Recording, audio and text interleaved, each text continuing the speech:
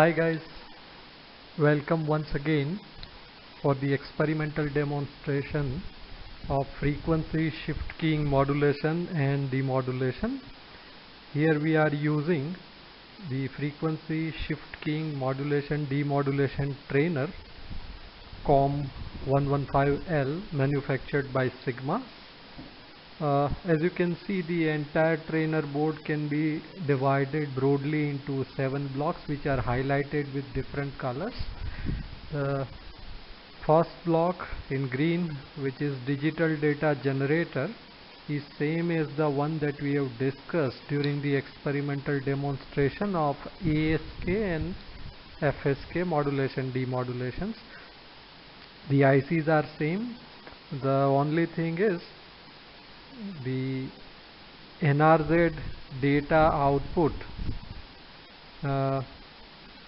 which we have is available along with its complement, NRZ complement. You can see over here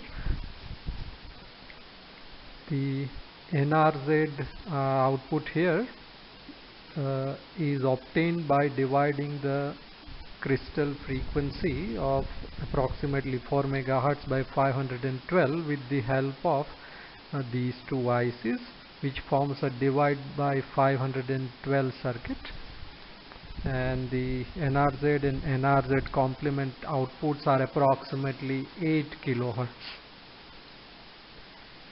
The carrier generator section is generating two orthogonal frequencies which are 250 kHz and 500 kHz in our case, though you can see that the source is generating 320 kHz and 640 kHz as shown at these two terminals, but the frequency that we have adjusted in our experiment is 250 kHz and 500 kHz respectively for F2 and F1.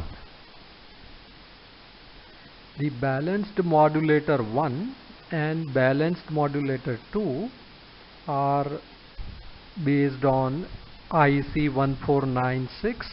This IC we also have worked with in the ASK and PSK modulation demodulation trainer demonstration.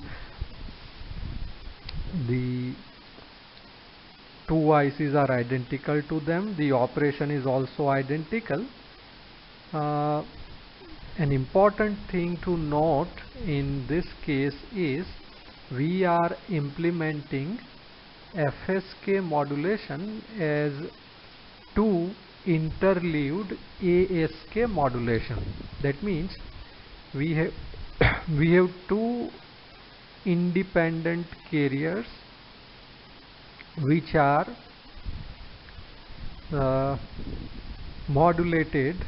ASK modulated rather by two different independent data sources which are non-overlapping in nature, and then with this adder block we are aiding the output of balanced modulator 1 and balanced modulator 2, which are ASK1 and ASK2 outputs respectively. So two amplitude shift keying outputs or two amplitude shift keying modulated outputs are combined by using this adder circuit to generate an FSK signal.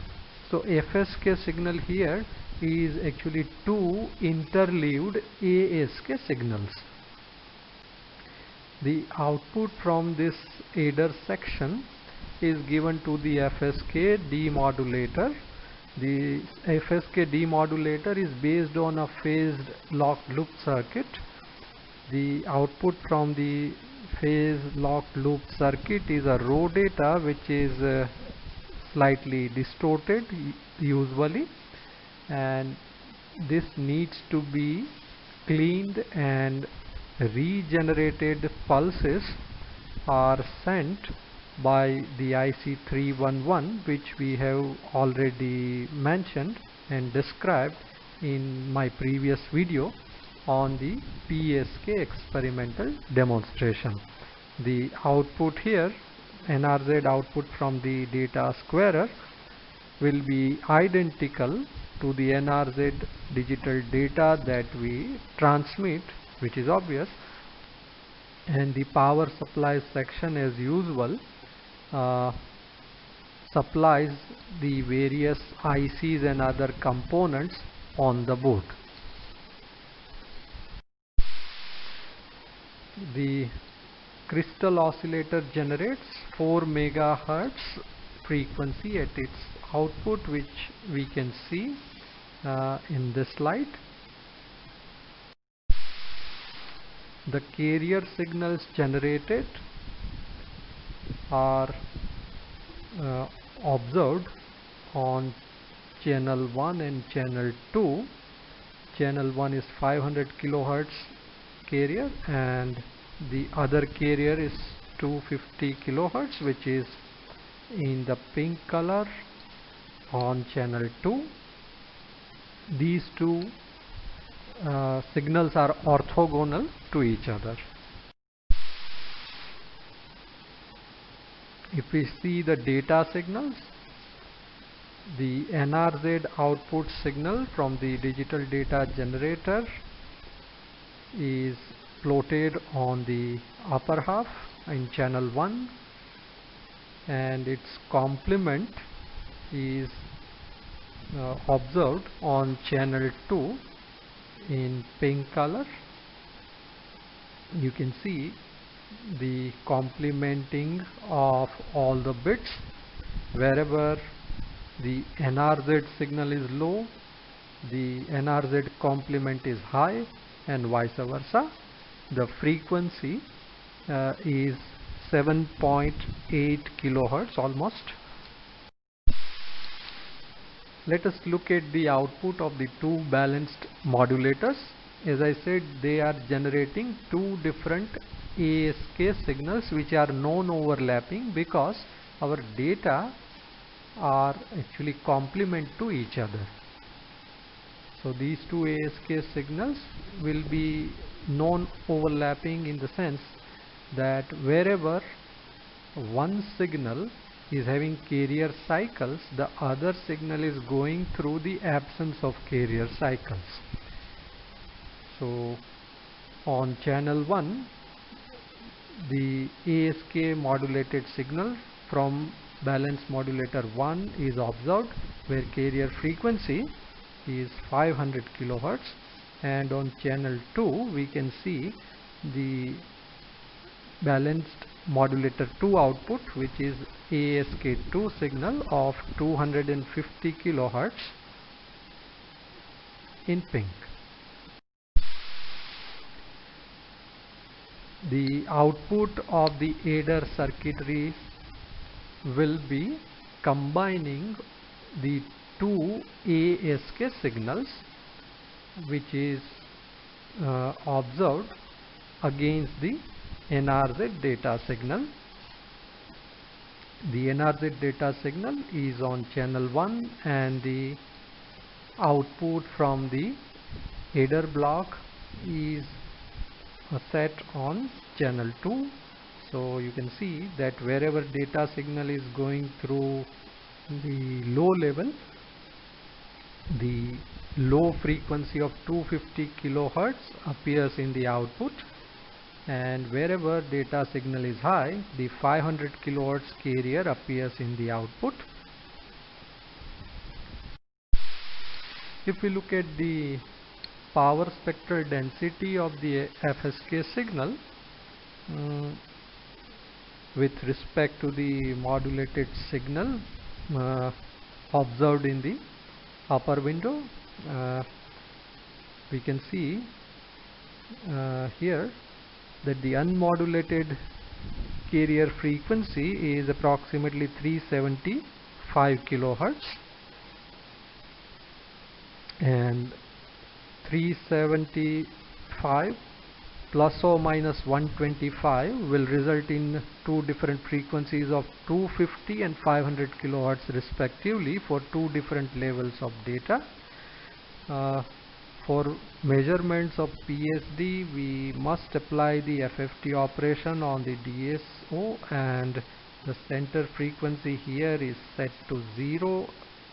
You can see that there is significant power content at the 0 Hertz or DC in this power spectral density.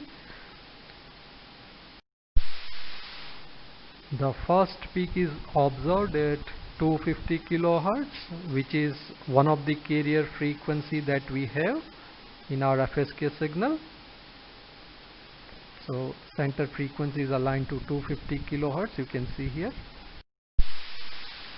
The other peak is observed at 500 kilohertz in the FFT, so which is our second carrier frequency. The raw data from the FSK demodulator is shown in channel 2 in pink color. On channel 1 we have the original NRZ data.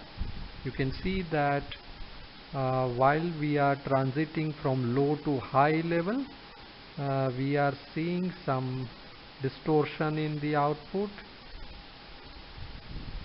and still the frequency of the two signals are same at 7.8 kilohertz. And after the data squarer circuitry, now we can see that both these signals are identical to each other. The original NRZ data signal and the output of the data squarer signal, both are completely aligned and both are matching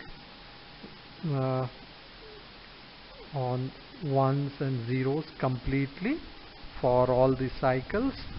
The frequency of the two signals are also identical, that is 7.8 kilohertz. So this is how the entire operation of FSK modulation and demodulation carried out. Thanks for watching, and we'll see you in the next video. Thanks.